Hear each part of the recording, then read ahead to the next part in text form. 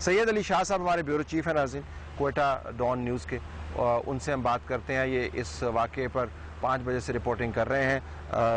سید صاحب السلام علیکم. جی وعلیکم السلام طلعت صاحب. آپ کا بہت شکریہ. پہلے تو ذرا بتائیے گا کہ ابھی تک کوئی ایسی پیش رفت ہوئی جس کے اوپر ابھی تک خبر نہ بنی ہو یا کوئی اہم نقطہ ہو جو خبروں میں سے رہ گیا ہو آج کے اندرناک واقعے کے حوالے سے؟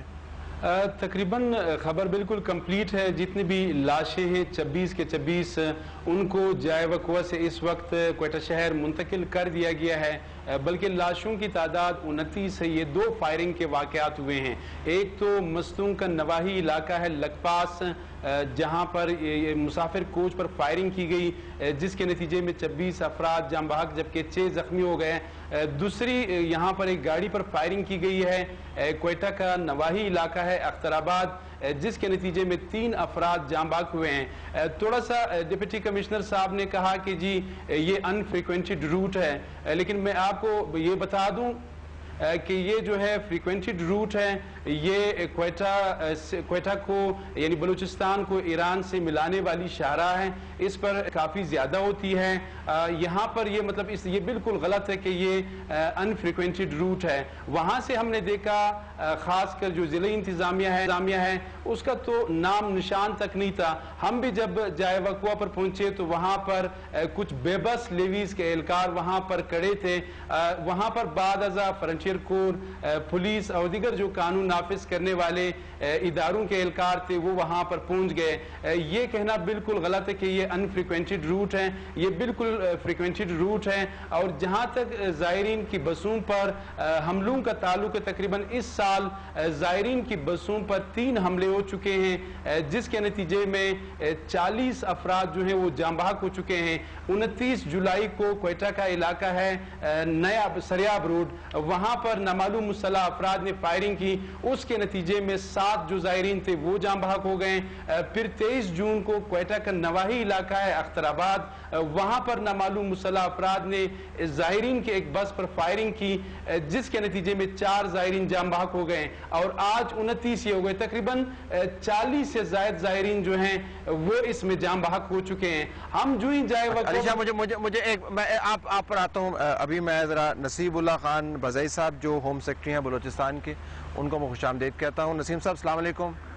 جی بہت شکریہ آپ نے ہولڈ کیا، میں معذرت چاہتا ہوں. نہیں ہم نے آپ کو رسپانڈ کرنا تھا، مصروفیت زیادہ تھی، ہم نے آپ کو رسپانڈ کرنا ہے. جی یہ فرمائیے گا، بس آپ سے بنیادی معلوماتی سوال ہی پوچھ سکتے ہیں کہ ابھی تک آپ کے آفیشیل اسیسمنٹس میں یہ واقعہ کیا ہوا، یہ نامعلوم لوگ کون ہیں؟ جی میں عرض کروں.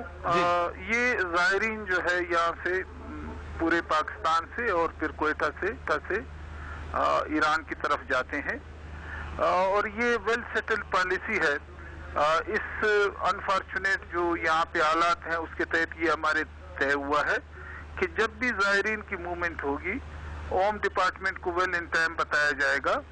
اور ہوم ڈپارٹمنٹ میں رستے میں جو 4 ڈسٹرکٹ پڑتے ہیں کوئٹہ، مستونگ، نوشکی اینڈ چاغی، اس زائرین کی جو موومنٹ ہے اس کو اسکارٹ کرنا ہے، ان کو سیف پیسج دینا ہے. اور لائک وائز جب وہاں سے واپس آئیں گی تو ہم نے اس کو وہیں سے ٹیک اوور کرنا ہے اور سیفلی کوئٹہ تک پہنچانا ہے.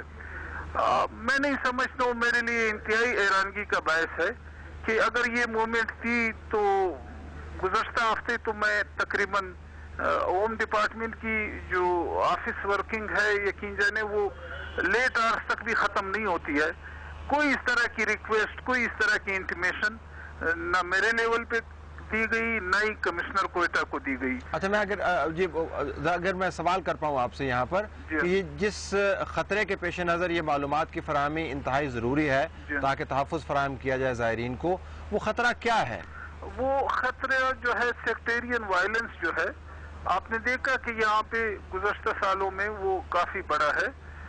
یہ نہیں کہ اس کے متعلق کوئی کارروائی نہیں کی گئی ہے یا خاموشی اختیار کی گئی ہے. اس میں انوالوڈ کم از کم 10 کے قریب آرڈنٹ موسٹ کرمنل جو ہیں وہ اریسٹ ہیں، they are facing their trial.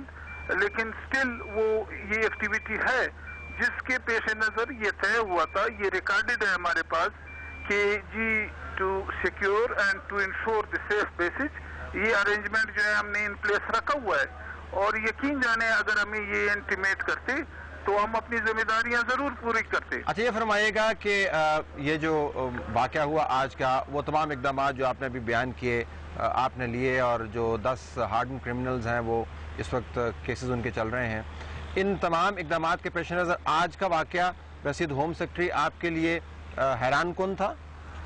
میرے لیے جو ہے نا یہ یقیناً یہ واقعہ میرے لیے بہت زیادہ بلکہ ہر شخص کے لیے بہت ہی افسوسناک ہے، اور یہ باوجود اس کے کہ اس کی اگر کوئی انٹیمیشن نہیں دی تھی تب بھی یہ ہماری ذمہ داری بنتی ہے۔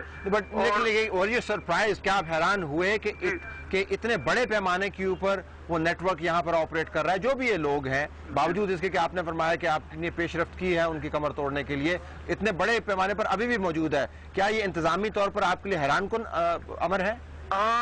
میں یہ کہتا ہوں کہ یہ افسوسناک ہے، یہ حیران کن ہمارے لیے اس لیے نہیں ہے کہ یہ واقعات ہوئے ہیں، اور ہم اس کے لیے اور خصوصاً اس کاروان کے لیے ہم پوری تیاری رکھتے ہیں۔